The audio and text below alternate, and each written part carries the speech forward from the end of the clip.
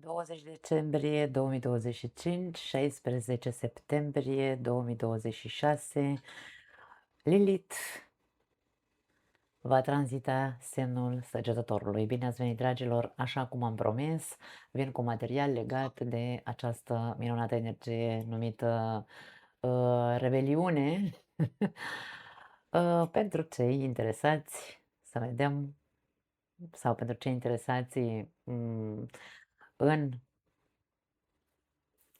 ce cu ce vine această energie, cum vor fi următoarele 9 luni de zile în viața noastră în zona Săgetător, bineînțeles, ce va aduce această energie și care va fi contextul în general în viața noastră.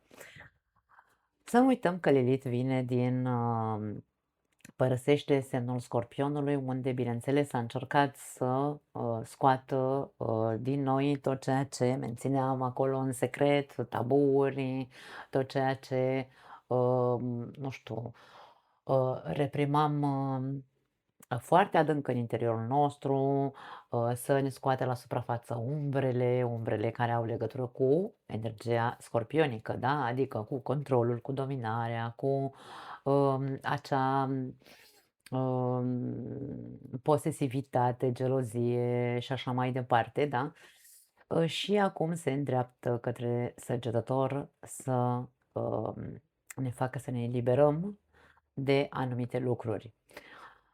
Din punct de vedere arhetipal, energia lilitiană vorbește despre instinctul nostru natural, rebel, da? Acel instinct care, sau acea energie dinăuntrul nostru care este legată de independența personală, în care nu vrem, Doamne, să fim, hai să spunem așa, nu vrem să ne lăsăm limitați de nimeni și de nimic în această viață. Vrem să ne trăim viața cum vrem noi, pardon, Lilith face să simțim că vrem să ne trăim viața după regulile noastre, nu după regulile altora.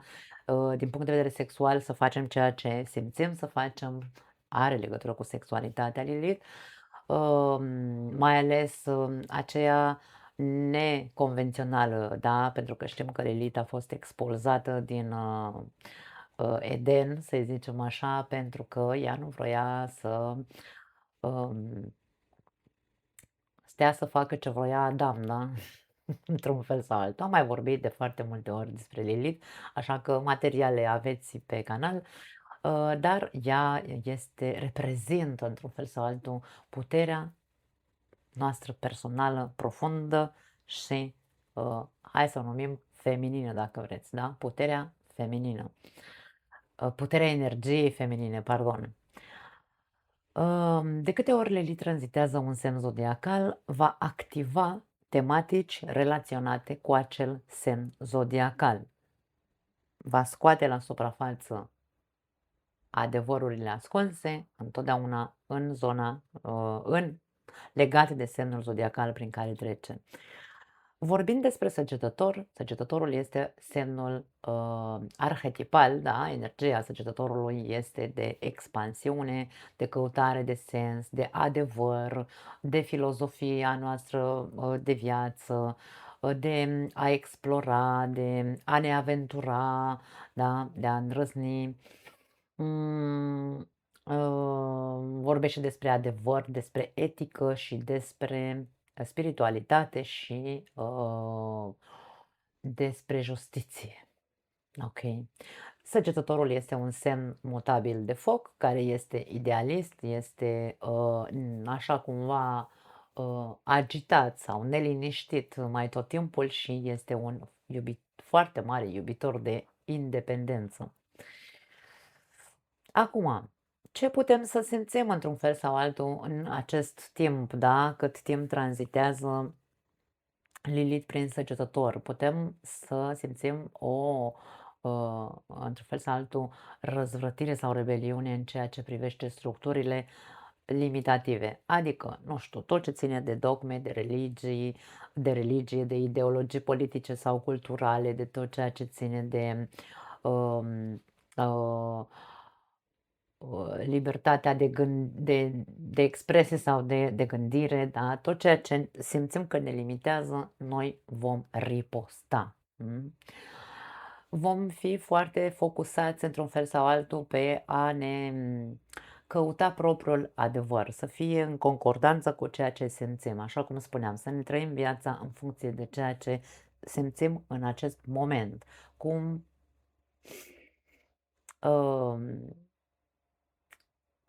vrem noi sau ce.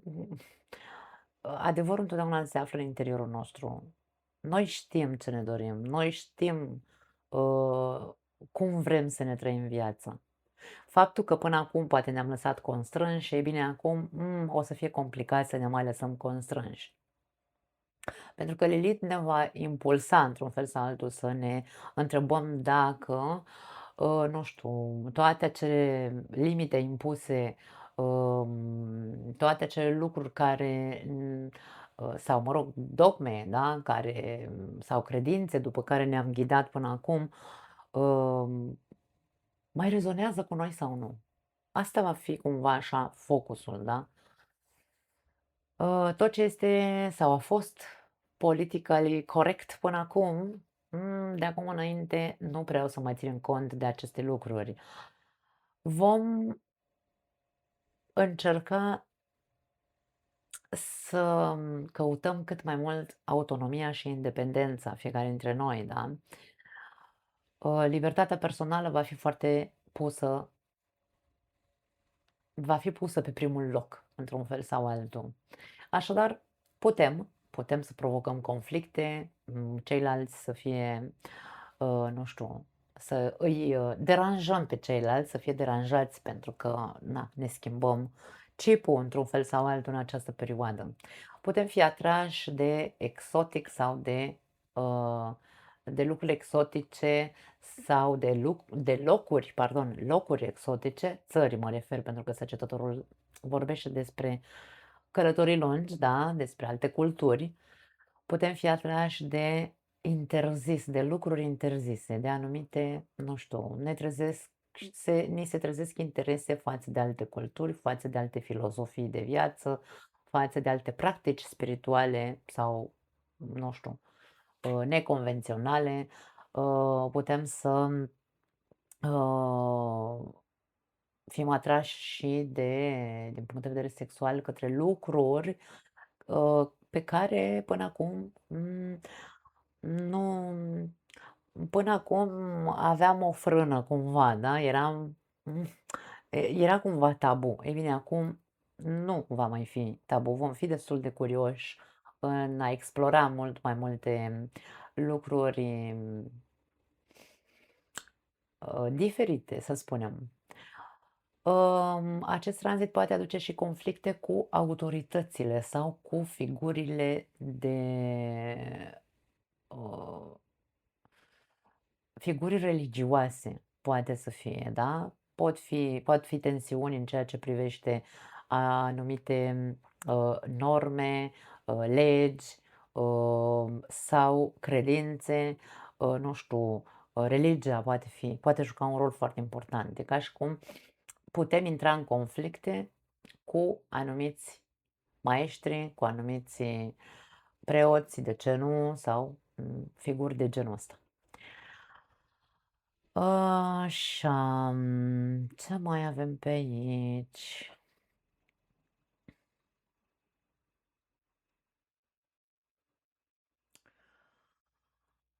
Imediat. Bun, așa cum știm, orice tranzit planetar sau orice mișcare pe cer, orice energie conține și manifestări pozitive și manifestări negative. Din punct de vedere pozitiv, este vorba despre această eliberare de acele credințe limitative sau de a rupe acele lanțuri ideologice, da, sau dogmatice sau cu persoane dogmatice din viața noastră. Este un lucru pozitiv, însă negativul din acest tranzit poate avea legătură cu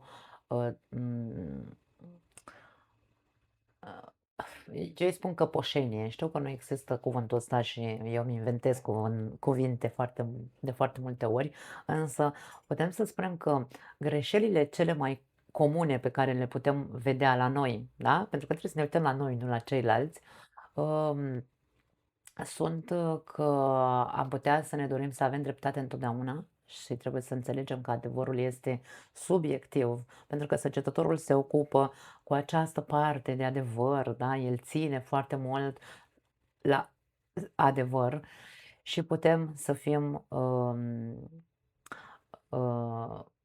să încercăm să fim conștienți că atunci când o ținem pe a noastră, adevărul este întotdeauna undeva la mijloc. Adevărul este foarte subiectiv. Eu am propriul meu adevăr, tu ai propriul tău adevăr, celălalt are propriul lui adevăr. Trebuie să înțelegem că adevărul nu este, hai să spunem, bătut în cuie și nu trebuie să rămânem pe această poziție de eu am dreptate întotdeauna. Încercăm să conștientizăm că este una dintre primele greșeli pe care le putem face în această perioadă.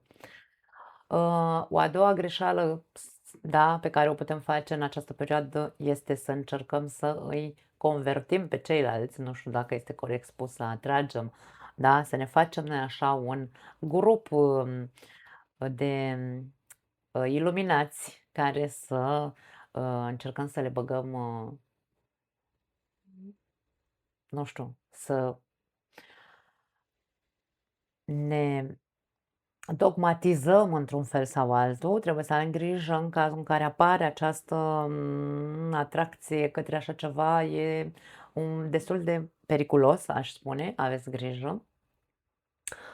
Fuga de compromis poate să fie o altă parte negativă a acestui tranzit. În loc să ne asumăm ceva, dăm bir cu fugiții când devine prea serios. O altă greșeală pe care o putem face este să renunțăm la lucruri de valoare din viața noastră sau la persoane valoroase doar pentru că ni se pune pata într-un fel sau altul, da. O altă greșeală poate să fie să fim foarte, foarte critici cu ceilalți și să credem că suntem singurii care avem dreptate întotdeauna. Și să fim foarte cruzi sau duri când spunem adevărul. Săgetătorul are această umbră, pentru că lumina este adevărul și sinceritatea, însă când adevărul este spus într-o manieră foarte crudă, fără niciun soi de filtru, fără niciun soi de limită, să știi care este limita în care tu poți să întinzi coarda adevărului, asta este un lucru negativ la săgetător, aș spune, unul dintre cele mai negative, da. Acum,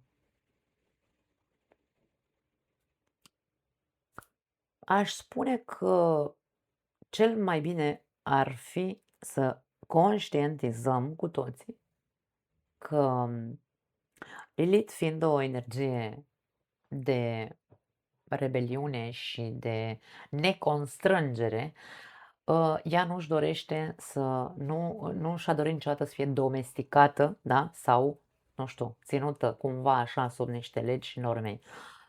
Și trebuie să conștientizăm că, așa ne simțim, așa ne simțim, așa ne vom simți, pardon. Așadar, nu vom vrea să mai fim ținuți în lanțuri sau domesticiți. Nu vom vrea să ne mai mințim. Ne-am mințit până acum, e suficient. De acum înainte nu vom mai accepta acest lucru sau cel puțin ar trebui să conștientizăm să nu ne mai mințim singuri. Și nu vom vrea să ne luăm după acele norme, reguli, credințe care nu rezonează cu noi. Anumite întrebări pe care ni le putem pune fiecare dintre noi în această perioadă pot fi următoarele. Ce adevăr am evitat să-mi spun? Da? Acea sinceritate interioară. Trebuie să fim foarte sinceri cu noi. Ce drumul pe care sunt sau ce drum, ce cale din viața mea nu mă mai reprezintă. Până acum am crezut în, nu știu, în budism, Doamne, nu mai rezonez cu budismul, de exemplu, da, un exemplu, da? Până acum mă tot duceam la biserică, e bine, acum nu mă mai simt confortabil când merg la biserică. E ceva ce nu, în momentul ăsta al vieții mele, nu mă mai reprezintă. Așadar, să încercăm să aflăm ce nu, ce drum sau ce cale pe care am urmat-o până acum nu mai rezonează cu noi. De ce mă trădez pe mine însămi pentru ca ceilalți să mă accepte? Aici vorbim deja despre lucruri destul de profunde, pentru că de foarte multe ori ne trădăm propriile noastre nevoi doar ca să-i mulțumim pe alții sau să rămânem în relație cu nu știu ce prieteni, tac și înghit și alte chestii. Deci de acum înainte lucrurile astea ar trebui să le schimbăm, pentru că asta va încerca Lilith să provoace în noi, da?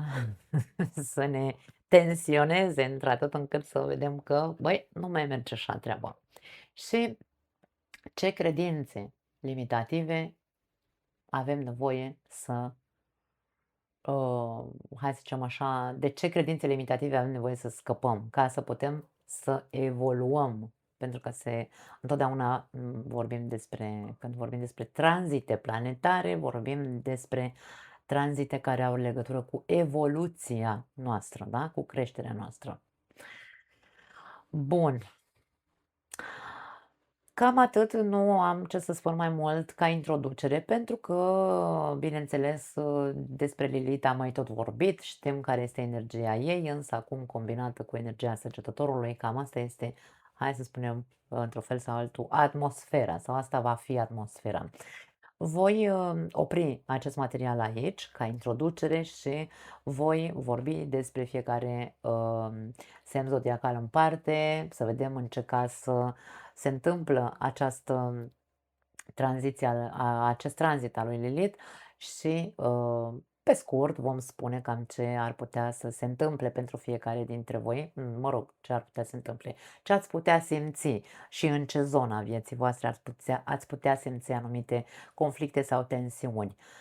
Bun, mă opresc aici, dragii mei, și ne vedem imediat. Începem cu berbecul, ca întotdeauna.